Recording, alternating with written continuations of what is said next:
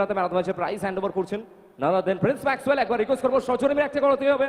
First match man of the match Prince.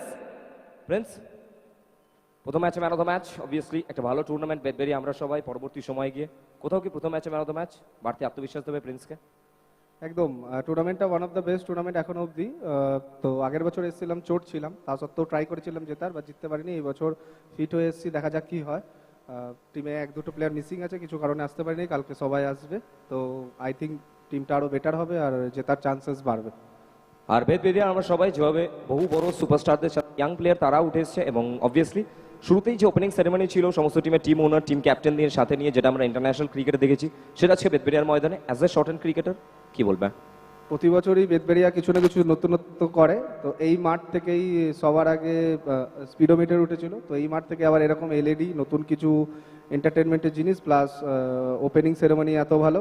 তো প্রতি বছরের মতো এই বছর বেদবেরিয়া আবার শর্ট হ্যান্ড ক্রিকেটকে নতুন কিছু গিফট করলো, এটাই দেখে ভালো লাগলো। So thank you, all the best Prince Maxwell. Obviously